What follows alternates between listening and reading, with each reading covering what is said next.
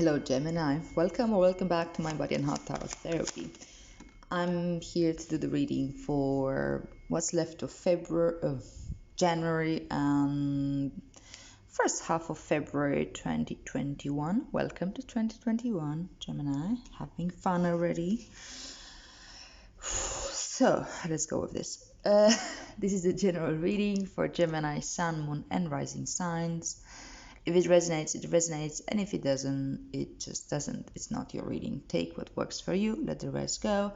And yeah, let's see what's going on with you. So the first card that pops up from as your current energy is the Seven of Swords.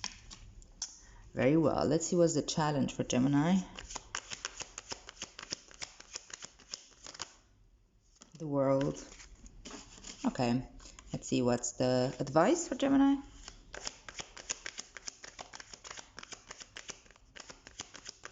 Advice. Eight of Swords. Okay, and what's the energy? What's this all about? Where is it leading? You know, it's the future energy, sort of.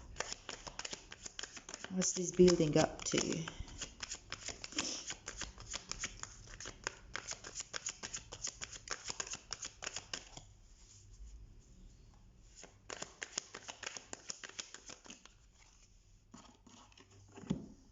Eight of Cups. Very interesting. Alrighty, let's see. Bottom of the deck, you have the Queen of Cups as the underlying energy, the theme of your reading. So the theme of your reading, it's something like what your process is really about this month. We're talking about around a month period since you're from the moment you're seeing this, right? And yeah, I'm gonna clarify the cards before I'm going into the story, but basically the theme of the reading, that's about it. It's the overall process, and then, as I said, these are the steps.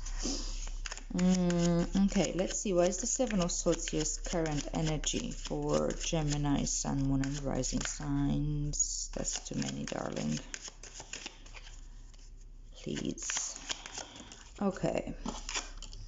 So there's the Father of Wands with the Seven of Swords.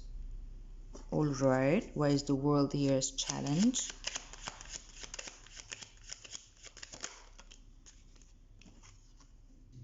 Ace of Swords. Why is the Eight of Swords here as advice?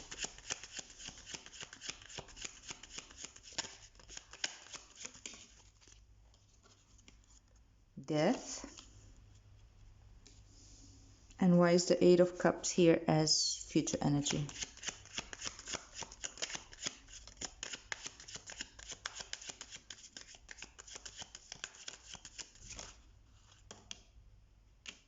Okay. What's this? Temperance and Two of Swords. Okay. And bottom of the deck to go along with your theme is Daughter of Pentacles with the Queen of Cups. Okay, just give me a moment to take this in for a bit.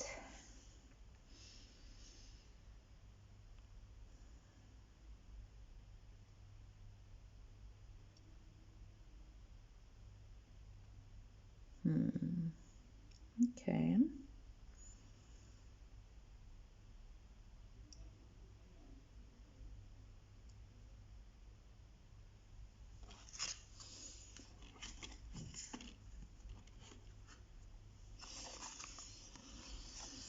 So, this month, my dear Gemini, I think you're going through a self-parenting process because it's the Queen and I see this daughter. And like the Daughter of Pentacles talks about like Page of Pentacles. I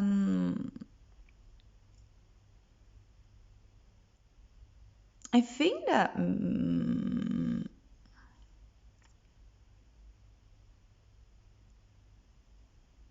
you're really learning to give yourself space to grow through your senses. to explore the world through your senses, to be to discover the world through your senses, which is something that we're kind of not conditioned to do anymore because we're too much in our minds. But where we're going in nature and we realize the smells, and we allow ourselves to be incited by them, smelling the grass, smelling the flowers, smelling the wind, feeling the different texture beneath our feet, the grass, the earth, this, that, seeing the clouds, feeling the gravity and the weight of our body, these kind of things, and just being, allowing yourself to be excited about this rather than distracted, to find the joy in being grounded, and finding the ways that work for you best in order to ground yourself when you need it as well. And with the Queen of Cups here, I feel like um she's holding, like, this is the aspect of yourself where you can see this process, observe this process, and nurture it, especially emotionally, being there and be like, okay, um now I'm experiencing this emotion. It's joy, or it's excitement, or it's melancholy, or it's this. And really being present with that emotion in the moment, being like, okay, I'm feeling this. It's something that comes and goes, and it's okay. Or, being like a nurturing mother, supportive for this emotional experience of this child. Don't get me wrong, you're both the mother and the child. But the thing is that most of the time we kind of get lost in, um, just being the child and acting from the wounded inner child. Another aspect of the inner child work is not just being there and recognizing that there's a wounded inner child, but also to hold space for that inner child to grow, the reparenting phase. And part of this reparenting phase is not, again, just giving like, you're supposed to do this, you're not supposed to do that, or yeah, sure. It's also about exactly this, holding space for a new, fresh, new perspective of the world to form itself, and to discover the world with more joy and more um, allowing for different awareness to take place, where you feel safe, where it's safe to feel everything, where it's the play mechanism is engaged, and you allow yourself to run into the fields and laugh out loud out of nothing, without having to put your best face for the guests. I don't know why I say that, but never mind. I hope you know what I mean. Okay, so it's a beautiful process. I think this can be so much joy coming out of this. Now, current energy, I see the Seven of Swords and the Father of Wands. I think that there's like, you can either see the manifestation, maybe you can catch yourself doing it, either you can observe the tendency within yourself to perform. Many times we were not allowed to enjoy ourselves in this like very natural, innocent way, because we were always told to put, yeah, that's why I said, put the face for the guests. Oh, you're supposed to show up like this. You go to school, be serious, learn, be proactive, ask questions. You're going to church, you're supposed to look your more decent self and wear the clothes that are decent for that. Your guests are coming, make sure you're clean and tidy, and put a happy smiley face. These kind of things, How are you noticing yourself performing? The Seven of Swords is like a little bit of a tricky energy, right? It's the mind trying to trick itself. And these are like the programs that we've been running from. The great part of the Seven of Swords is that we have the capacity to start observing. It's the mind starting observing itself, you know.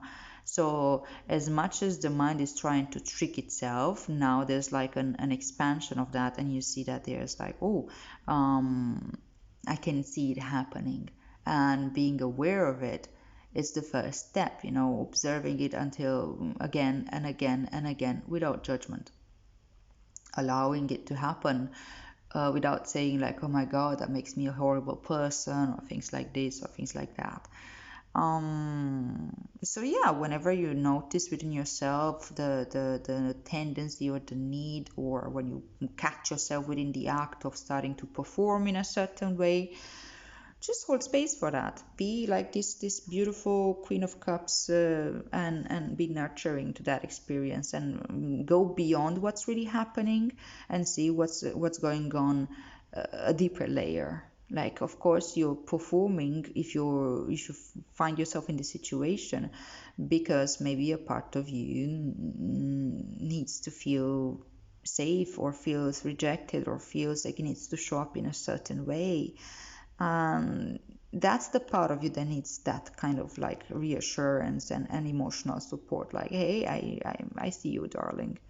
I'm here with you, and it's okay. You can relax. And then the performer starts to relax on his own. You know, like. It doesn't need to show up anymore if the inner child, the deeper part of yourself, is feeling safe and relaxed and natural and so on, and can come out in authentic ways. The Father of Wands is generally authentic. He's very, yeah, he can be performative because he's very lively and very energetic and playful and inspirational and so on. But when we are forced to show up in this way, when we think we have to show up in this way all the time, it can be draining, it can be damaging to both us and the rest of the world around us. So through this process, by realizing where this shows up, you can kind of free yourself of having to be this, and allowing yourself to show up like this only when it comes natural. You know, when it's an authentic expression of yourself.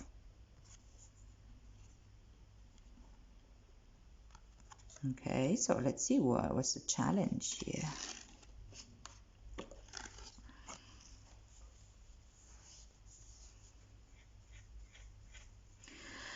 Okay, so I think that this whole process of seeing what the mind is doing, and seeing when the certain programs like the performer is being activated, it can open an entire new world of understanding your, like, it gives you completely new lens from which you can understand your inner world and what's going on. And maybe you used to identify with certain aspects of yourself, on parts of yourself that you really liked, and as I said, maybe force them to come forth a little bit more, which can be draining.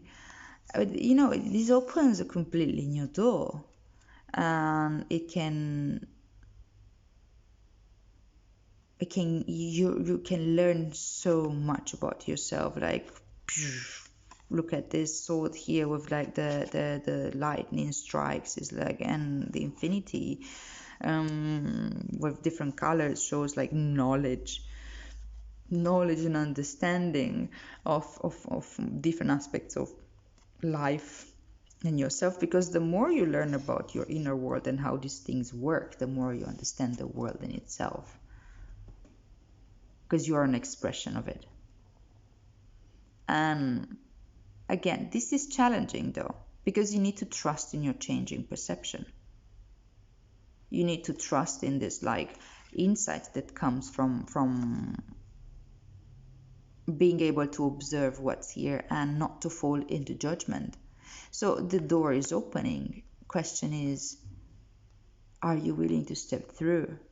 It is a scary moment. It is a scary moment because in these moments when we're starting observing ourselves and we're seeing like, okay, the different inner characters that are actually less real than we thought they were, and they're less about ourselves and more about others. This is a very confusing moment because we start understanding, like, who the fuck am I? What is this? What is all this? Things become unfamiliar and strange. But that's good. That's what we need to learn to understand. That's actually okay. It's okay to strip ourselves off of these identities. And you see, like, the world is like, again, the portal to the next level, the next evolution, the next cycle of consciousness for you. And you have the world and this Ace of Swords. It means, like, you start understanding it at an intellectual level, what this is about. But yes, it is scary. It is scary, and it requires you, this is the advice already, right? It requires you to allow this death of identification to happen. I don't like to call it the death of ego, whatever. I don't want to demonize the ego in general. I think the ego is very important, and it's a tool that we have, and the fight is not to delete or erase the ego. That's even impossible. It's about creating a healthy ego. That doesn't need to over identify with itself in order to, I'm not my ego just as much as I'm not my thoughts, just as much as I'm not my emotions, just as much as I'm not my body or my experiences and so on. And again, this is that question that start like rising up and stirring up the waters within. But you see, you've got death right here as advice. It means that you're encouraged to. I've had this message before for somebody, I think for Taurus. Accept this limitation of the mind. Accept the fact that your mind here doesn't know how to go further. I mean, yes, you have an insight that comes with the Ace of Swords, with the world. But the insight that you're getting here is that, because it's fantastic, because it's also this 7 plus 1, 8. It's the insight that you're getting that your mind is not what you thought it is. We tend to give absolute reign to the mind. We believe everything that we hear in our minds about ourselves because that's how we are trained to understand the world. We start like having to doubt some of the thoughts that come into our mind or not to believe them. Then we get confused. We're like, okay, I can't believe anything. The world doesn't make sense anymore, and so on and so on and so on. But you're guided, like exactly what this Daughter of Pentacles does. You're guided to come into your senses. Yes, the mind is an amazing tool. Yes, you're just seeing how your mind is sometimes trying to trick you, but don't make an enemy of the mind. Don't stay in the mind trying to fight the mind from the mind. Get into your body. Feel the ground beneath you. See where it's safe to step. See how loose the binds are, and see how you can set yourself free from this perceived trap.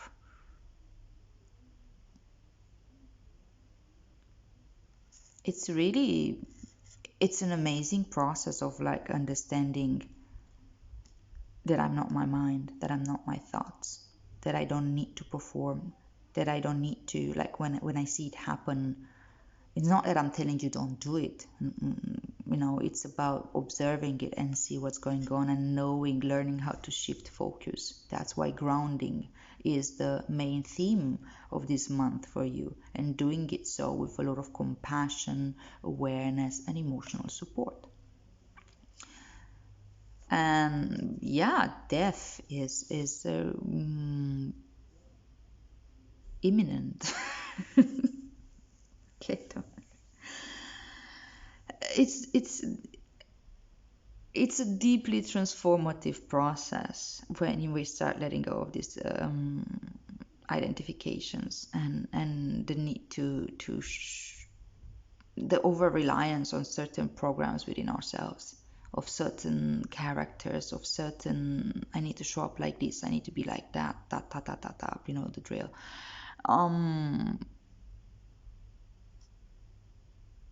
But it's not easy because, as I said, it is not the familiar. The guidance with this is like, observe the mind from your body and allow the transformation to take place. Just go along with it.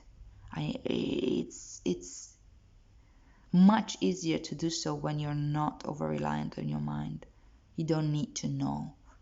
The mind does not need to know. You're developing a different type of knowing, a knowing from your body, a knowing from the inside, a knowing that we're kind of estranged from, but that's more true than the stories the mind is telling us. Understand, these are all stories. This is the story. You understand things, we understand things from storytelling. We're storytellers. And not all these stories are real or true, as I mentioned.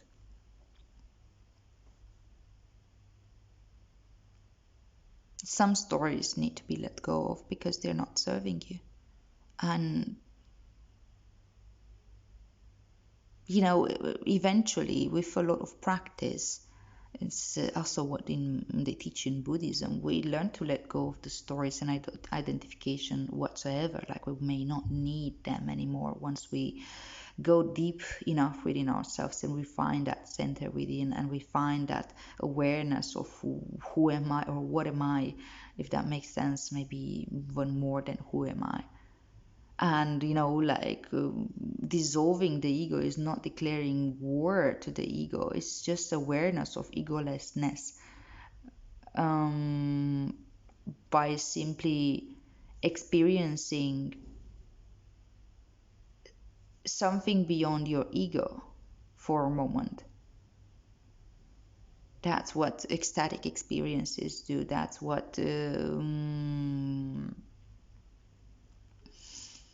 one can feel when you go in nature and you see nature around and you are in awe of, I don't know, the sublime going into nature, mountains and the vastity of the world, or when you see the sky and then picture the universe and we feel small. It's not a smallness meant to put us down, it's a smallness meant to take us out of the story that we tell ourselves into our minds. But then again, it's not about, we can't really live without an ego. We still need to be in society, survive, work with others, and all this. So an ego is required. You will still need to make use of these like inner characters that you've created, but you may have the freedom to start creating new ones, or to use the characters on at will rather than out of compulsion. No, we need interfaces to interact with each other. We need words, we need stories, we need to come up and show up in certain ways. So by allowing yourself, like, this is not a real death of, you can still use these characters eventually. It's just that you don't identify with it anymore. That's why it feels like death.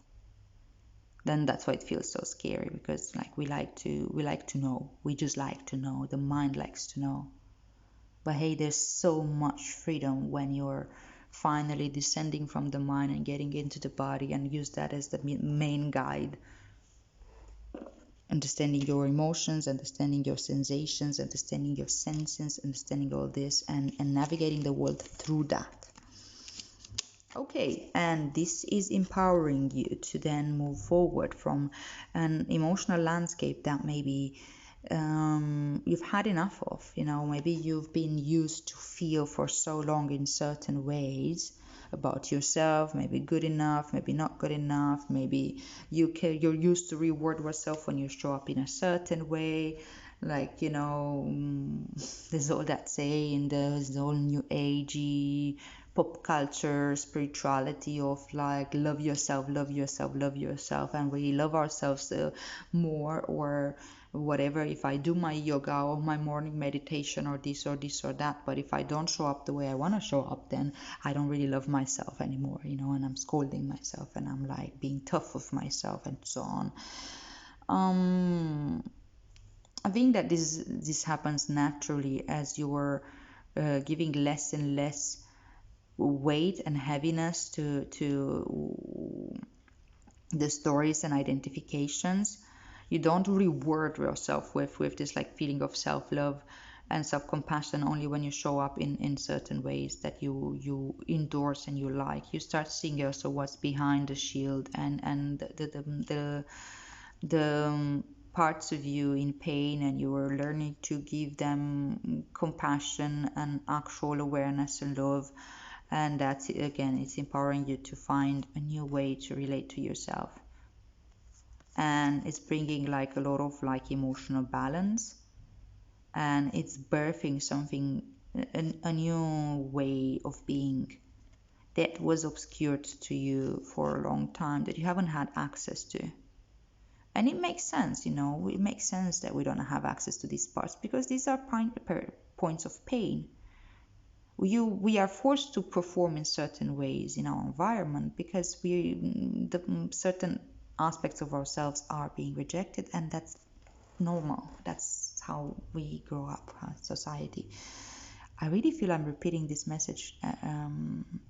It's a very similar message to Taurus. Maybe if Taurus is your sun, moon, or your rising, check the reading as well. Maybe you can find the connection and deepen the message.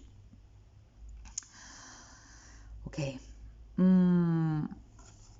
So yeah, again, it's the red coat here, just as she's read here. That means that there's an awareness into the body and a conscious choice.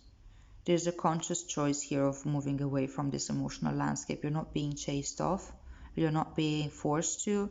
You're like, okay, I know what's in these cups. I've had enough of it.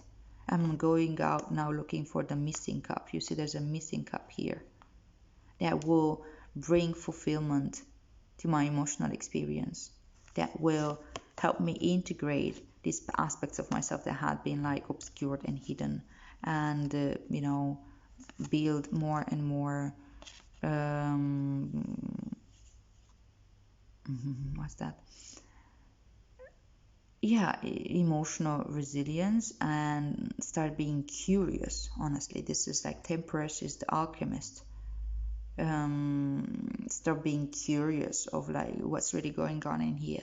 Start being amused by the stories that I hear rather than hurt by them, and starting to empower more and more this like deeper, wiser part of myself to come out and nurture rather than put myself down or fear that these stories are the darkest stories that we may believe of ourselves are real or not. And once this part of yourself that's been obscured, which is usually talking about emotions, are finally being released and allow the energy to move, to shift, you're going again in a new journey, and that is to be desired, not to be feared. Alrighty, let's pull the final message from the Rumi Oracle. And let's see what's the. That probably summarizes all what I've been saying. Yeah, divine discontent. Divine discontent. We need to feel when we're not, when something is not right, in order to go on a pilgrimage, go into the journey. Otherwise we wouldn't go anywhere. We will all be fully comfortable. Number 12, divine discontent. Let's read.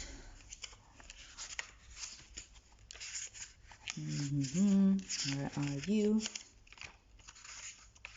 Okay, so the Rumi poem says, winter falls upon us so spring can bring new growth. Cry the tears, allow the longing. Sadness brings surrender and a deep desire to be free. Rumi. Okay, I'm gonna go ahead and read. It's a long read. Okay, maybe I'll try to skim through. So there is a sense within you, perhaps quite obvious to your conscious mind, or perhaps only dimly registered as an unnameable underlying sense of anxiety, that something in your life is not quite right. It may be the sense, even amongst so much gratitude, of a yearning yet to be met, a longing yet to be fulfilled and satisfied. Yeah, the longing for the missing cup here. This is the pain of the awakening heart. That heart is capable of bliss and ecstatic reverence for the sheer beauty and wonder of creation. Yet, as the heart matures, there will be a process of deep passionate longing that awakens for the divine. It is the impatience for the caress of the great lover, for the presence of the divine to come to you. Over time, that growing... Sorry, I'm apparently not great at reading today. Over time, that longing will grow from a mild inner sense of incompleteness, needing to become whole. It will develop into a holy fever, a sacred rage, a stamping of dancing feet, a pounding of fists upon the altar, and a longing so deep and distressing that one may well break into tears at the impossibility of bearing the pain of a parent separation for even a moment longer. Where is my beloved? Cries the awakening heart. I call for my beloved, and yet I am here still waiting. I can't stand this no longer. As devotion grows and passion for the divine intensifies, so too does this yearning, so much so that this may come to feel as though your heart is breaking for the divine. Or perhaps you're not quite there yet. Your heart is attached to smaller gods, such as your status, your job, your lover, your body looking a certain way, or able to live your life, or being able to live your life in a particular way. These smaller gods are not necessarily an issue, like these stories that you're telling yourself here. So these smaller gods are not necessarily an issue, yet you have drawn this oracle, and so it is guidance for you that the divine wants to draw you closer. Sometimes that means we'll have the meager meal wrested from our hands so we may feast upon something far more delectable and grand.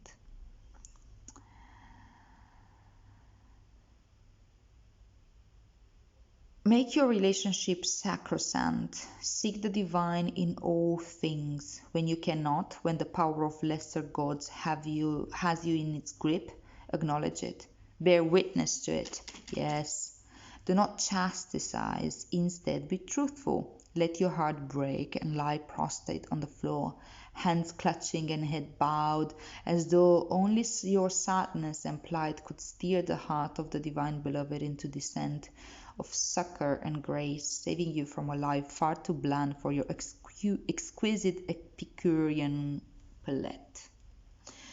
Just don't misinterpret the pain and think that something really is wrong. If you are surrounded by status and money and cannot understand why you should mourn, it is even more important that you allow yourself to do so. Mourning is to be felt. Understanding is not so relevant. See, that's also what this is saying. But if you must seek understanding, then know this. You are just waking from the deepest slumber, and with your awakening heart, you are realizing a truth. A part of you, deeper, wider, vaster, and more instinctive, truthful, and intelligent than your mind, is lonely for the divine embrace. This is right, this is sensible, and this is sanity. It is the pain, the real noble pain of the heart that says, there is something more than this inadequacy, this settling for plastic instead of precious gemstones that must end now. I cannot be fed by pixelated sunsets in animation upon my computer screen. I yearn to be blasted by so much more radiance and beauty, by the real thing, that I become stupefied. I must witness so much divine splendor that all I can utter is some incoherent grunt, my mind disassembled and my heart ignited by the presence of my beloved. Okay, we got the message.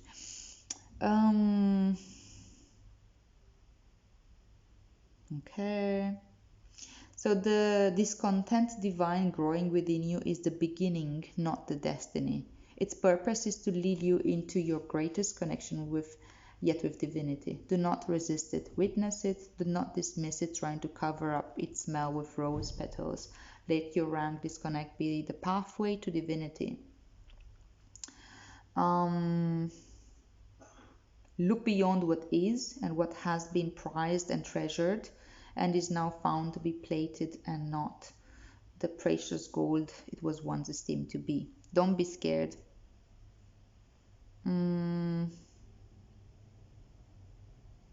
Yeah. I'm gonna read now the sacred honoring ritual. If you feel like doing it, go for it. If not, just let it go. Honor yourself. Okay, so if you feel the call, it goes like this. Say the following aloud. Rumi, who loves me unconditionally, guide me now. I acknowledge the gratitude in my heart, genuine and fierce, and I acknowledge the hunger for the divine unfolding in my belly, the urging forward towards some unknown, indescribable sacred satiety. Guide me to the holy table where the true feast awaits. I am no longer satisfied by stale crumbs or the remnants of another's feast. I want to feast with the Holy One, the Great One, to know directly and for myself that I am divine. With your mercy, grace, and wisdom, guide me there, dearest brother of my soul. I cast my soul into your care and follow my nose. I follow my nose towards the sweetest scent of the holy feast. Okay, rest or stand up and dance your prayer. Just be with your body and how it wants to be, to rest or to move now. Whatever you choose, stay with your breath and with what feels truthful. And then say aloud, I release that which is not worthy for my soul to feast upon.